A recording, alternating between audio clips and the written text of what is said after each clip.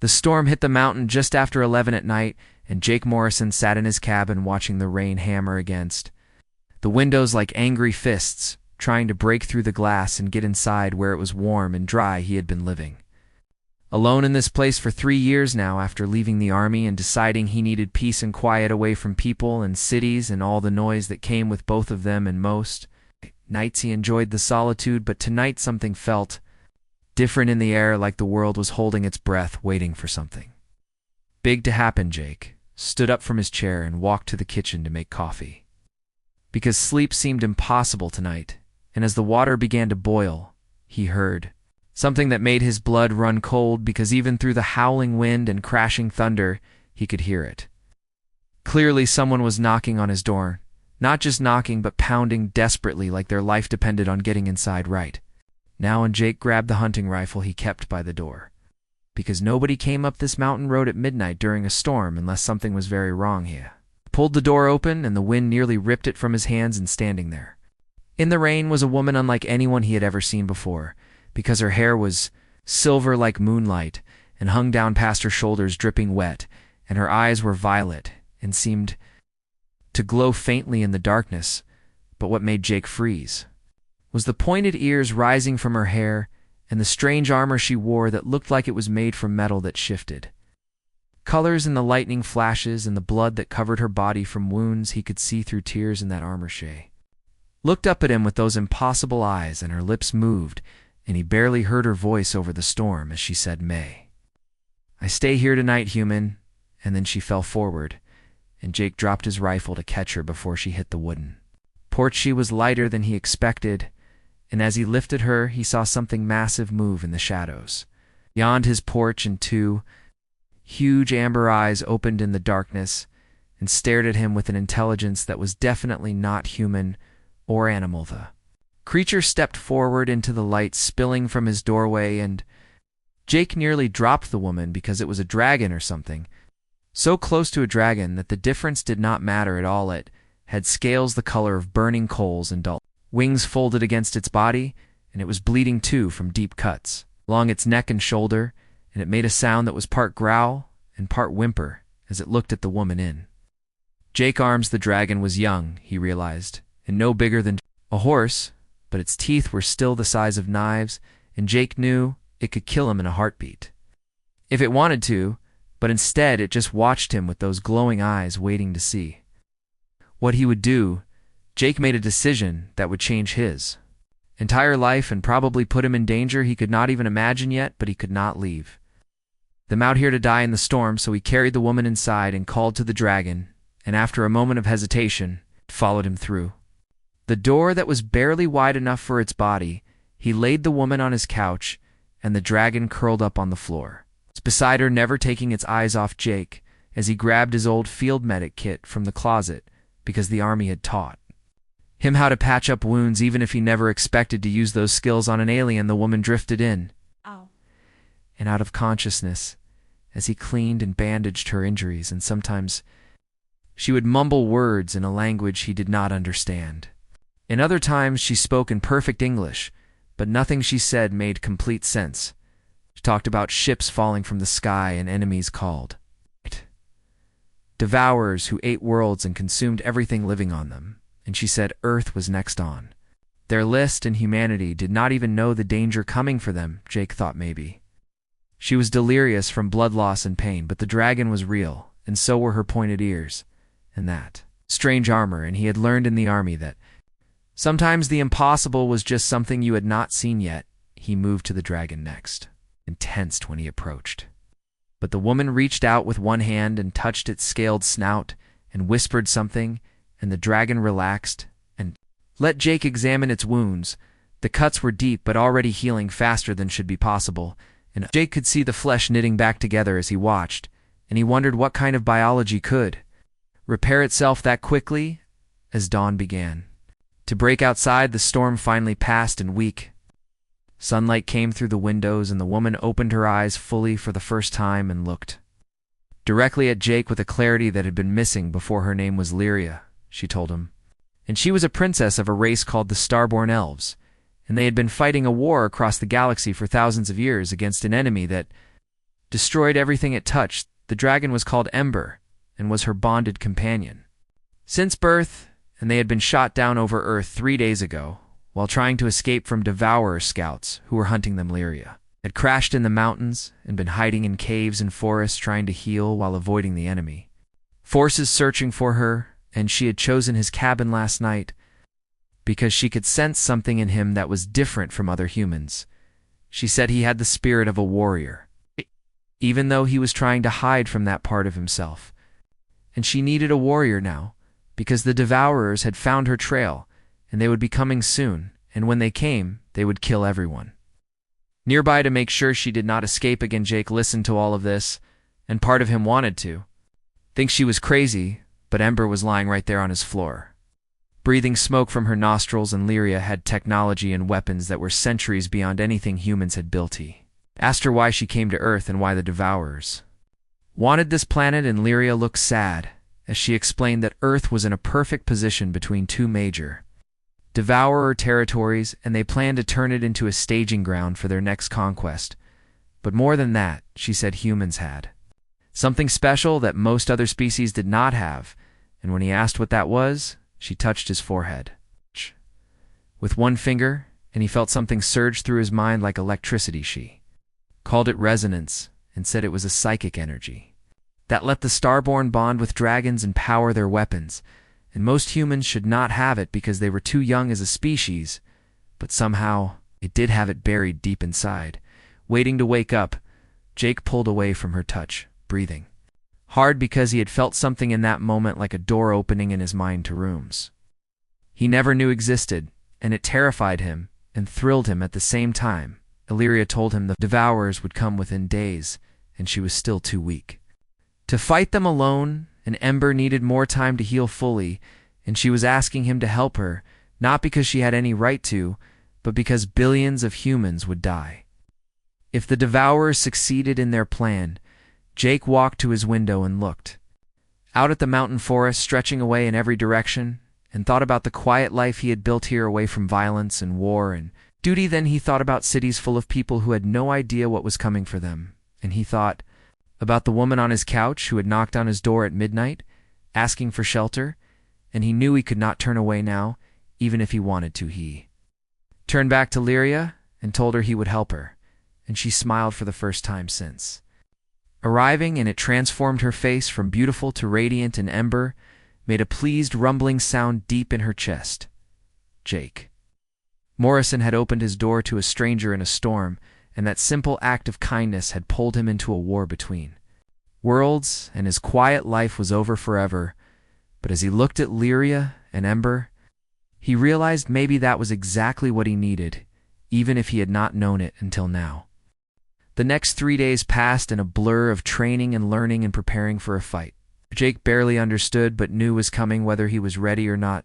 Lyria recovered her strength hour by hour, and as she healed, she taught Jake about the war that had been raging across the stars for longer than human civilization had existed, and the scale of it made his head spin. The Starborn elves had once ruled a peaceful empire spanning hundreds of worlds until the Devourers appeared from beyond the edge of known space and began consuming planet after planet, leaving nothing behind but dead rocks floating in the void. Lyria was not just a princess, but a battle commander who had led fleets against impossible odds and survived battles that killed thousands of her people, and she carried that weight in her eyes even when she smiled. She showed Jake how to hold the plasma rifle.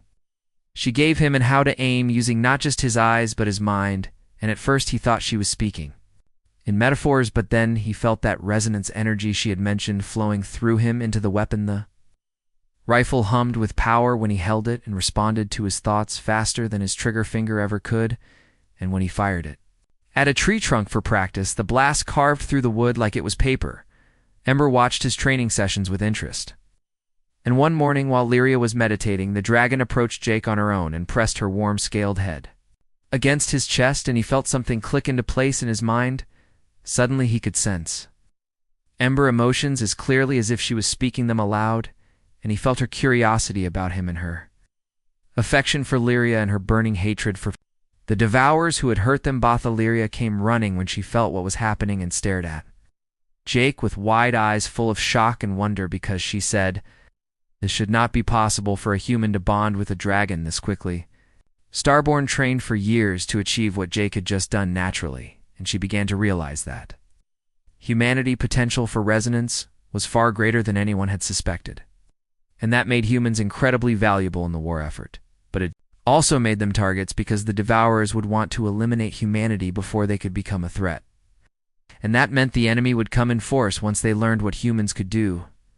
Jake spent hours each day practicing with Ember and learning to see through her eyes and feel what she felt, and the bond between them grew stronger until he could call her to his side with just a thought.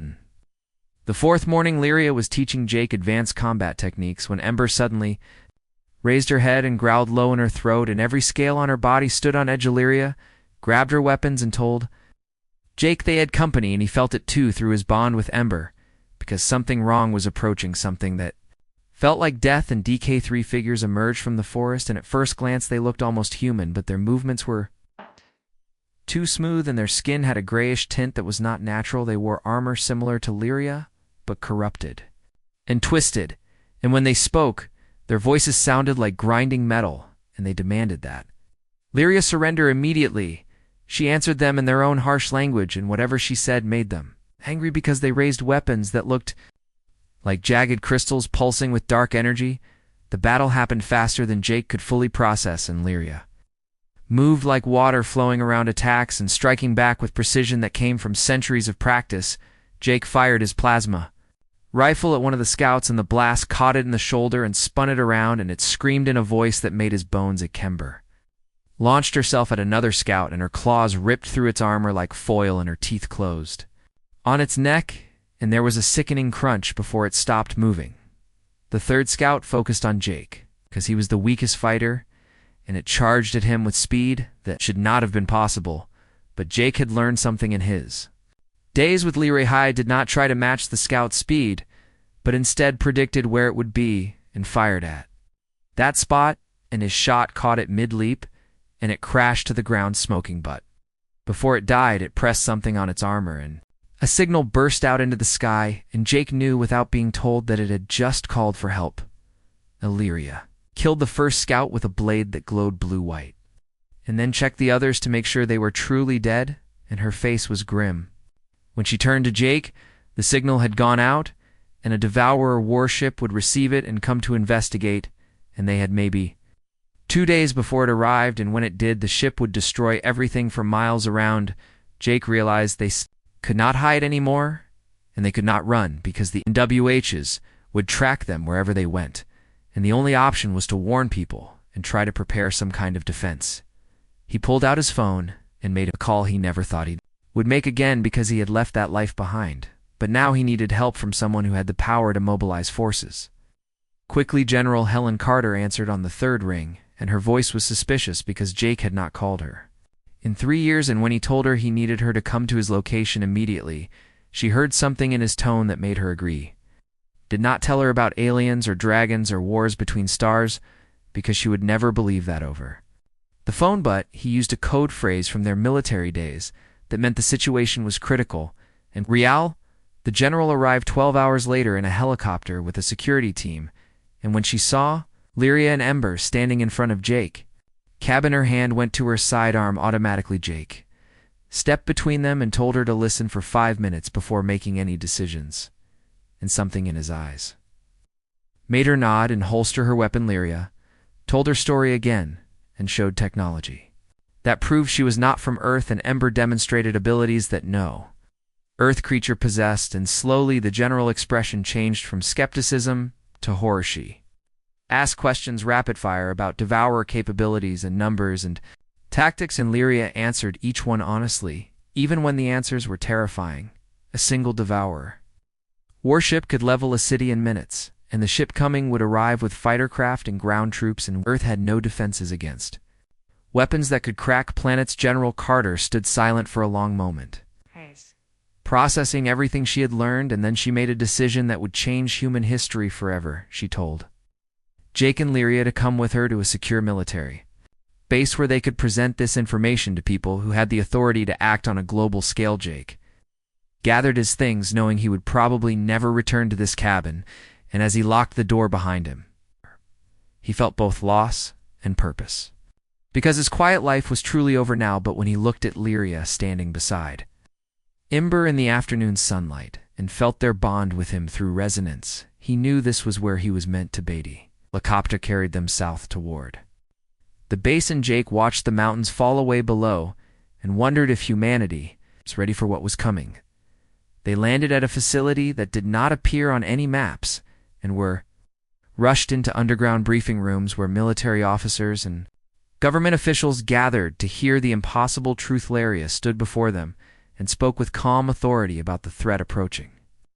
Earth and the war humanity was about to join, whether they wanted to or not. Some of the officials argued that this must be a trick or a hoax, but then Lyria demonstrated her technology, and Ember walked into the room, and all arguments stopped.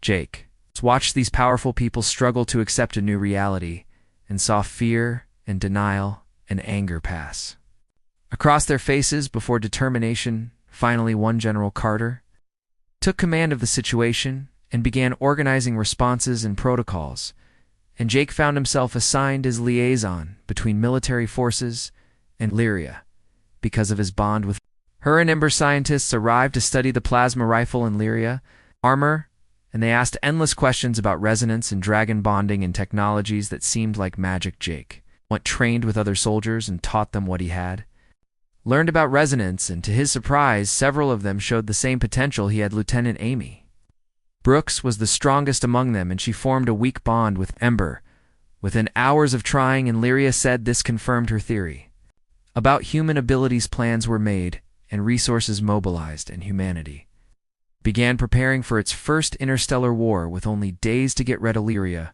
revealed that she was not the only starborn survivor on Earth, because 3 others had crashed in different locations, and each one had a dragon companion. If they could find and unite these survivors, humanity would have more warriors and more dragons and a much better chance of survival. Jake volunteered to lead the retrieval mission for the nearest survivor, who was hiding somewhere in the Amazon rainforest, and General Carter approved the operation. Immediately, as Jake prepared to leave, Lyria pulled him aside and told him something she had not shared with the others because she was not sure how they would react. She said the bond between him and Ember was stronger than any bond she had seen in her 300 years of life, and that kind of connection was supposed to be impossible between different species. Jake did not fully understand what that meant, but he saw hope in Lyria's eyes, and he promised her he would bring back the other starborn warriors safely. The Amazon rainforest stretched endlessly below the transport plane, and Jake stared down at the green canopy, wondering how they were supposed to find one alien warrior hiding somewhere in millions of acres of jungle. Lyria sat beside him with her eyes closed and her hand pressed against a device that looked like a crystal wrapped in silver wire, and she said she could feel her fellow starborn presence like a distant heartbeat calling to her. The plane landed at a research station on the edge of the forest, and Jake team consisted of Lieutenant Amy Brooks and 4 other soldiers who had shown resonance potential during training. They moved into the jungle at dawn, following Lyria directions, and the heat and humidity hit them like a wall, but none of them complained because they knew what was at stake.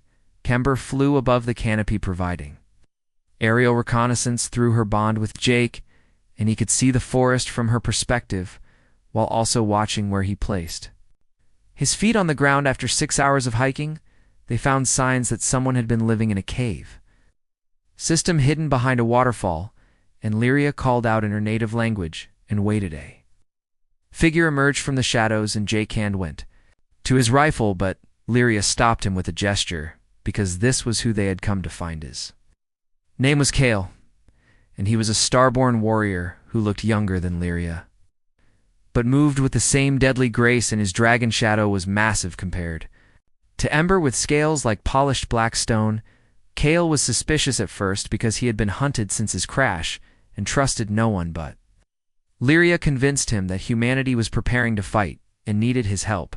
He agreed to come with them, but only after Jake proved he could hold his own in a sparring match, and Jake barely survived 30 seconds against the warrior's speed and skill. Shadow bonded with Amy Brooks almost immediately, and the dragon seemed to recognize her potential. The same way Ember had recognized Jake and Amy, gasped when the connection formed. Journey back to the base took 2 days because they had to move carefully and avoid being tracked by Devourer scouts who were still searching the area when they arrived. General Carter had news that made everyone's stomach sink because the Alstay Devourer warship had been detected by Earth's satellites and was approaching faster than expected. They had less than 24 hours before it entered orbit and the world. Governments had finally agreed to unite their forces, but coordination was chaos and nobody was truly ready. Emergency broadcasts went out to every country explaining that an alien threat was real and imminent, and people should take shelter in designated safe zones. Immediately, Jake watched the news coverage showing panic in cities around the world as millions of people tried to process the impossible truth and find safety for their families. Scientists had been working around the clock to understand starborne technology, and they had managed to retrofit some experimental aircraft with shield generators that might protect them from energy weapons. Lyria and Kale trained groups of soldiers in basic combat tactics against Devourer forces and emphasized that the enemy was strong but not invincible, and humans had advantages they could exploit. The resonance abilities that humans possessed meant they could potentially bond with any starborne weapons or technology and use them more effectively than the Devourers expected. Jake spent his last few hours before the battle checking equipment and talking quietly with Ember and feeling her determination and confidence through their bond. Amy found him in the hangar and sat beside him, and they did not speak for a while because words felt inadequate for what they were about to face. She finally said she never imagined her military service would lead to fighting actual aliens in space, but she was glad to be there with people she trusted. Told her about the cabin in the mountains where this all started and how Lyria had knocked on his door at midnight and changed everything. He said he had been running from his warrior nature for years, but now he understood that some people were meant to fight, and protecting others was not a burden but a purpose. The alarm sounded across the base, and everyone rushed to their stations because the Rivaro warship had entered orbit and was launching fighter craft toward Earth. Jake climbed into a modified fighter jet that had been equipped with starborne shields and weapons, and Ember flew alongside him, connected through their bond to Lyria. And Kale led their own squadrons, and General Carter coordinated from the command center, and every available military asset on Earth prepared to defend their planet. Devourer fighters descended like a swarm of metal insects, and they moved with unnatural precision, as if controlled by a single mind. Earth forces engaged them over the Pacific Ocean, and the sky lit up with explosions and energy blasts, and the battle was more intense than anything Jake had experienced in his military career. He followed his training and his instincts, and let resonance guide his movements and his shots. And he brought down 3 enemy fighters in the first 10 minutes. But for every enemy destroyed, 2 more seemed to appear, and Jake realized the Devourers were testing Earth defenses and learning their capabilities. Ember attacked fighters that got too close to Jake, and her fire breath melted through their armor, and her claws tore them apart, and together they were a devastating team. Lyria voice came through the communication system, telling all forces to focus fire on the warship weak points. She had identified and ignore the fighters for now. If they could damage the warship badly enough, it might retreat and give Earth time to prepare better defenses before the next attack. Jake broke away from the dogfight and flew toward the massive ship hanging in orbit like a dark moon, and its surface was covered in weapons and armor and pulsing energy shields. He targeted the shield generator. Lyria had marked and fired everything he had, and his weapons burned through the shields after several direct hits. Other fighters joined the assault, and the combined firepower finally breached the warship outer defenses and caused explosions to ripple across its hull. But the victory was brief because the ship began launching dropships toward Earth. Surface and Jake knew the battle was about to get much worse. General Carter reported that Devourer ground forces were landing in major cities and engaging. Military units and civilian casualties were already climbing into the thousands. Jake wanted to help defend the cities, but Lyria ordered him to stay focused on the warship because if they did not stop it, nothing else Woodmatter, Kale, and Shadow managed to penetrate the warship interior through a damaged section, and they planted explosives. Near the reactor, while fighting through corridors full of enemy soldiers, Jake provided cover fire from outside and kept enemy reinforcements away from the breach point, and every second felt like an hour as he waited for Kale to complete his mission. Warrior emerged just as the timer hit 0, and the reactor exploded with a blast that lit up space brighter than the sun for several seconds. Warship began breaking apart and falling toward Earth's atmosphere, and General Carter ordered all forces to shoot down the pieces before they could crash into populated areas. Jake fired until his weapons overheated and his arms ached in beside him. Ember breathed fire until she could barely stay airborne from exhaustion. The largest piece of the warship burned up in atmosphere, but smaller fragments crashed into the ocean in remote areas and caused tsunamis and earthquakes. In the ground, the Devourer forces suddenly became disorganized when their ship was destroyed and human forces pushed back. Hardin began winning battles in the cities. By nightfall, the enemy had been driven back or eliminated, and Earth had won its first battle against an interstellar threat, but the cost was devastating. Millions had died in the attacks. An entire city, districts were destroyed, and humanity had learned the brutal truth that they were no longer alone in the universe. Jake landed his fighter at the base and climbed out on shaking legs, and Ember collapsed beside him, breathing hard, and he felt her pain and exhaustion through their bondeleria.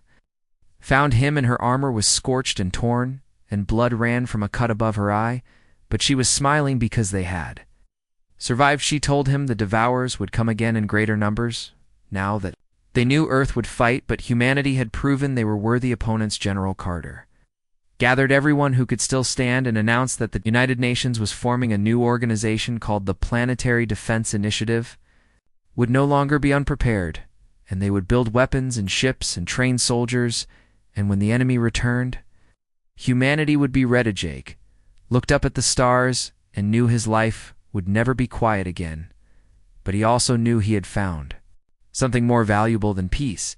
He had found a purpose and allies worth fighting beside, and a bond with Ember that transcended species and made him stronger than he ever was.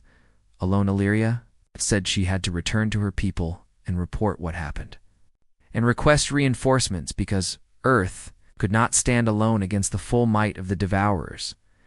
But before she left, she asked Jake to come with her and represent humanity in the councils of the Starborn and help forge an alliance that would save both their peoples. He agreed without hesitation, because he understood now that his journey had only just begun, and the war for Earth's survival would be fought both on the planet and across the stars.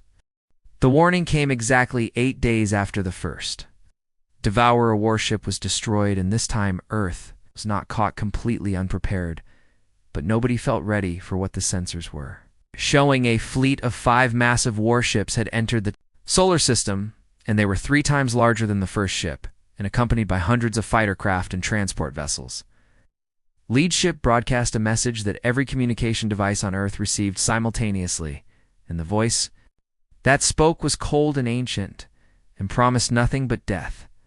The entity called itself the Render, and it had personally overseen the extinction of 20 different species, and Earth would be the 21st, unless humanity surrendered within 1 hour. General Carter's response was broadcast back into space in every language and frequency, and it consisted of exactly 3 words that made Jake proud to be human. Come and take it. The Devourer fleet accelerated toward Earth, and General Carter activated every defense plan they had developed in the past week and called every soldier to their battle stations. Jake stood in the hangar next to Ember, who was fully healed and eager to fight, and around them pilots were climbing into retrofitted fighters equipped with the best starborn technology. Earth scientists could replicate. Illyria had not yet left for her home world because her ship needed repairs, and Jake was grateful she would be fighting beside them one more time. Kale and Amy were paired together with Shadow, and they had become an effective team during training, and their bond had grown almost as strong as Jake's connection with Ember. The other 2 Starborn survivors had been located and brought to the base, and they were warriors named Vera and Thane, and their dragons Storm and Frost added much-needed power to Earth, for as the battle plan was desperate but simple, because Earth fighters would engage the enemy fleet in space, while ground forces protected the cities from dropship invasion. Scientists had activated the ancient shield generator that Lyria people had left buried under Antarctic ice thousands of years ago, and it now protected the entire planet with an energy barrier. The shields would not stop everything, but they would slow the Devourers down and force them to commit more resources to breaking through, and that would buy Earth valuable time. Jake took off with his squadron, and Ember flew beside his fighter, and through their bond he could feel her battle fury burning hot and ready to be unleashed. The space around Earth filled with ships and weapons, fire and explosions, and Jake had never seen anything like the scale of destruction happening in every direction. He targeted a Devourer fighter and felt resonance guide his aim, and his shot pierced its shields and tore through the hull, and the enemy craft exploded in a ball of fire. But 3 more fighters immediately moved to attack him, and he had to roll and dive and use every trick he knew to avoid their weapons, while Ember burned one of them out of the sky. Lyria. The voice came over the communication channel, giving orders and tactical updates, and her centuries of combat experience showed in how she positioned forces and exploited enemy weaknesses. The Devourer warships began firing massive energy beams at the planetary shield, and each impact sent ripples of light across the barrier, but it held firm against the assault. Jake's squadron was assigned to attack the shield generators on the warships to prevent them from protecting their hulls, and it meant flying directly into the enemy. Heaviest defenses, he lost a wingman in the first attack run and barely escaped himself when a blast clipped his fighter and sent him spinning. But Ember caught his wing with her claws and stabilized him. The sacrifice was not in vain, because their attack opened holes in the warship shields, and other squadrons poured fire through the gaps and damaged critical systems on Earth's surface. The first dropships broke through the planetary shield and landed in New York and Tokyo and London and dozens of other cities. Simultaneously, Devourer ground forces emerged from the dropships, and they were nightmares made real, with armor fused to their bodies and weapons that fired corruption and death. Human soldiers met them in the streets and fought building by building and block by block, and the casualties mounted on both sides. But humanity refused to break. Jake saw the city battles through tactical displays and wanted desperately to help, but Lyria insisted their focus had to remain on the warships, because that was where the battle would be won or lost. Kale Amy led a strike team toward the command ship where the render was located, and they managed to breach the hull and fight their way inside despite overwhelming resistance. Jake provided cover fire and kept enemy reinforcements away from the breach point, and Ember burned through anything that got too close to their position inside. The warship Kale and Amy planted charges on critical systems, while fighting through waves of enemy soldiers, and Shadow and Frost created paths of destruction. The render itself appeared to confront them, and it was a massive creature that looked like metal and corrupted flesh had been fused together into something that should not exist. It wielded weapons powered by dark energy that seemed to drain life from everything they touched, and its voice was like grinding metal when it spoke. Render said humanity was foolish to resist, and that the Devourers had consumed civilizations far older and stronger, and Earth would fall like all the others.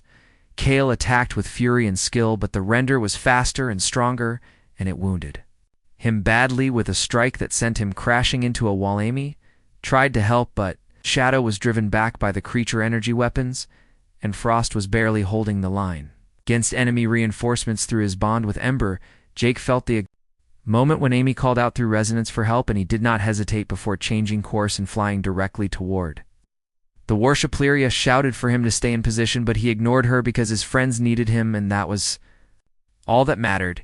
He crashed his damaged fighter through a window in the warship hull and ejected before impact, and Ember caught him in midair, and they flew through the corridors following Amy's psychic signal. They found the battle in a massive chamber where the Render stood over Kale's broken body and was about to deliver the killing blow. Jake fired his plasma rifle, and the blast hit the Render in the back and made it turn toward him with eyes that burned with ancient hatred. Ember attacked from the other side, and her claws raked across the creature armor, and her fire breath washed over its body, but it seemed barely affected. Render moved faster than anything that Sci should be able to, and it grabbed Ember by the throat and slammed her into the floor hard enough to crack the metal. Jake felt her pain through their bond, and rage flooded through him hotter than any fire in resonance. Energy surged through his body in a way it never had before. He channeled everything he had into his weapon and fired a blast that was 10 times more powerful than anything the rifle was. Designed to produce, the shot hit the render in the chest and burned through its armor, and the creature screamed in a voice that made the entire ship shake. Illyria appeared in the doorway with Vera and Thane and their dragons, and together they pressed the attack. While the render was wounded and off-balance, Theth combined assault finally brought the creature down, and Illyria drove her glowing blade through its core, and the render died with a final curse, promising that more would come. Helped Kale to his feet, and he was badly hurt but alive, and Shadow and Frost guarded the exit while they set the charges to overload the warship reactor. They had minutes to escape before the explosion, and Jake carried Kale while Ember flew beside them, and they ran through corridors as alarms blared and fires spread. Warship began tearing itself apart as they reached the breach point, and they jumped into space.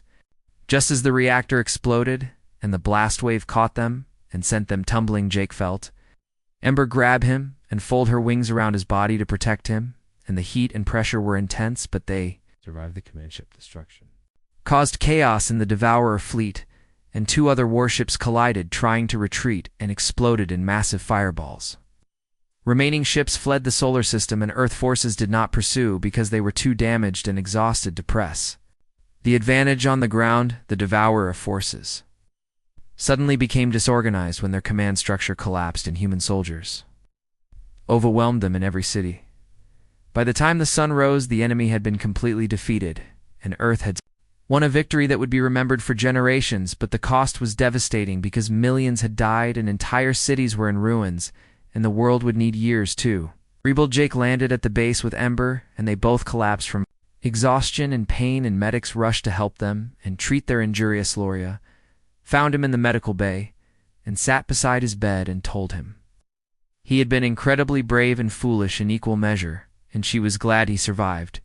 She said the resonance power he had channeled would have killed most people, but somehow he had survived it, and that confirmed her belief that humans were special. Kale recovered from his wounds thanks to starborn medicine, and he told Jake that few warriors in any species would have done what he did, and humanity should be proud. General Carter gathered all the survivors and announced that Earth had proven itself worthy of joining the galactic community, and the Starborn had agreed to form a formal alliance. The Planetary Defense Initiative would become humanity gateway to the stars, and they would build ships and stations and train soldiers to fight alongside the Starborn. The days after the battle were filled with grief and rebuilding, and humanity slowly came to terms with the new reality that they were no longer alone in the universe. Memorial services were held in every country for those who had died defending Earth, and their names were carved into monuments that would stand for centuries. Jake attended as many ceremonies as his duties allowed, and each one reminded him why they had fought, why they would keep fighting no matter what came next. Ember remained close to him always, and her presence through their bond was a constant comfort and source of strength when the weight of everything threatened to overwhelm him. The Antarctic shield generator continued to protect Earth, and scientists worked to understand the technology so they could build more and expand the defenses beyond the planet. Illyria spent weeks helping human engineers and researchers and sharing knowledge that the Starborn had accumulated over thousands of years of spacefaring civilization. She said humanity reminded her of her own people in their early days when they were young and fierce and determined to survive against impossible odds. The Starborn High Council had sent word that they were impressed by Earth's resistance and wanted to formalize an alliance that would benefit both civilizations. Jake was preparing to travel to their homeworld to negotiate the terms and represent humanity interests, and the responsibility felt enormous, but he was ready. Me and several other soldiers who had shown strong resonance abilities were selected to go with him and form the core of humanity. First official Dragon Rider, Corskale, and the other Starborn warriors chose to remain on Earth to continue training human forces. Because they believed this planet would be crucial in the larger war, General Carter was promoted to lead the planetary defense initiative, and given resources that would have seemed impossible just weeks ago, the nations that had been enemies for decades were now working together because the Devourer threat made all human conflicts seem trivial by comparison. Jake walked through the rebuilt sections of the base and saw soldiers training with starborn weapons and pilots practicing maneuvers in retrofitted fighters. The transformation was remarkable, and humanity was adapting to their new role faster than anyone had predicted. Vera told him that humans had something most other species lost over time, and when he asked what that was, she said it was hope. Combined with stubbornness, she explained that ancient civilizations became cautious and afraid of loss, but humans were too young to know they should be afraid, and that made them dangerous. Allies Jake thought about his cabin in the mountains and wondered if he would ever return there, or if that peaceful life was gone forever. But when he felt Ember presence in his mind and saw the preparations happening all around him, he realized peace was something worth fighting for, not hiding from. The Starborn ship arrived in orbit 3 weeks after the battle, and it was beautiful in a way that human ships could never match, with elegant curves and flowing designs. Jake and his team boarded a shuttle, flew up to meet it, and as they approached, he felt excitement and nervousness warring in his chest. Lyria met them at the airlock and guided them through corridors that seemed to be made of living crystal that pulsed with soft light. The ship interior was vast and filled with technology that looked more like art than machinery, and Jake understood why the Starborn had survived for so long. They were not just warriors, but builders and dreamers who valued beauty as much as function. Ember and the other dragons were given special quarters designed for their comfort, and they seemed happy to be in a space that was made with their needs in mind. The journey to the Starborn homeworld would take 2 weeks, even with faster-than-light travel, and Jake used the time to learn everything he could about their culture. Lyria taught him their language and customs and history, and he was amazed by the depth of their civilization and everything they had accomplished. She told him about the worlds they had saved and the species they had helped, and the art and music and literature they had created across millennia, but she also showed him the scars they carried from the war with the Devourers and the losses that still haunted them. Despite their strength, Jake realized the Starborn were not invincible gods, but people who had been fighting so long they had almost forgotten what peace felt like. He told Lyria that humanity could help remind them, because humans were good at finding joy even in the darkest times, and that was a gift worth sharing. She smiled at him in a way that made his heart skip, and said that was exactly why the alliance between their peoples was so important. The Starborn homeworld appeared ahead of them, and it was more beautiful than anything Jake had imagined, with floating cities and vast forests and oceans that shimmered with bioluminescent life. They landed in the capital and were greeted by crowds of Starborn who had heard about humanity courage and wanted to see the warriors who had defeated the Renda. Jake felt overwhelmed by the attention, but Ember walked beside him radiating confidence and pride, and that helped him. Stantal, the High Council, met with them in a chamber carved from a single massive crystal, and the council members were ancient and wise, and their eyes held the weight of centuries. Jake spoke on behalf of humanity and explained what Earth needed to defend itself and what they could offer in return to the Alliance. He talked about human innovation and adaptability and the resonance abilities that made them uniquely suited to bond with dragons and use Starborn technology. Kunsel was impressed but cautious, because they had seen many young species fail when given too much power too quickly. Jake argued that humanity had already proven themselves in battle, and that the Devourers would not wait for Earth to be ready, so preparation had to happen. Now, after hours of discussion, the Council agreed to provide ships and weapons and training, but they also asked for human soldiers to serve in Starborn fleets. The war was vast, and the Starborn were stretched thin across multiple fronts, and Earth forces would make a real difference if they were willing to fight beyond their own world. Jake accepted the terms, knowing that many humans would volunteer because they understood the threat was not just to Earth, but to all free civilizations. Alliance was formally signed, and celebrations erupted across the Starborn homeworld because new allies were rare and precious in the long war. That night, Jake stood on a balcony overlooking the city, and Lyria joined him, and they watched the lights dance in the sky from fireworks and energy displays. She thanked him again for answering his door at midnight and trusting her when he had every reason not to. Jake told her he was glad she knocked because she had given him purpose and adventure, and a bond with. Ember that was more valuable than anything else Illyria, said the bond between. Him and Ember was special even by Starborn standards. It might be the key to understanding why humans had such strong resonance. She believed that humanity was meant to join this war, and that fate or destiny or whatever force guided the universe had brought them together at exactly the right time. Jake did not know if he believed in destiny, but he knew he would fight to protect both Earth and the Starborn, because they were allies now, and allies stood together. The next morning, training began for the human soldiers who would serve in Starborn fleets, and they threw themselves into learning with the same determination that had saved Earth Army, bonded even more deeply with Shadow, and became one of the most skilled riders in the entire Alliance. Despite having only months of experience, Jake was given command of a mixed human Starborn squadron, and they began running missions against Devourer outposts and nearby systems. Each battle taught them more about working together and combining their different strengths, and they won victories that neither species could have achieved. Alone, months passed, and Earth continued to transform.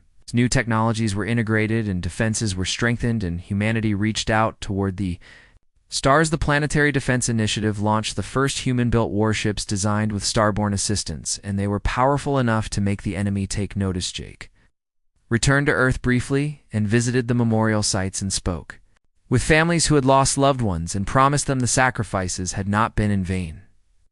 Also made a trip to his old cabin in the mountains and found it exactly as he had left it. But it felt like a place from another lifetime. Standing on the porch where Lyria had first knocked, he realized that moment had changed everything. Not just for him, but for all of humanity. Ember landed beside him and pressed her head against his shoulder, and he felt her understanding through their bond.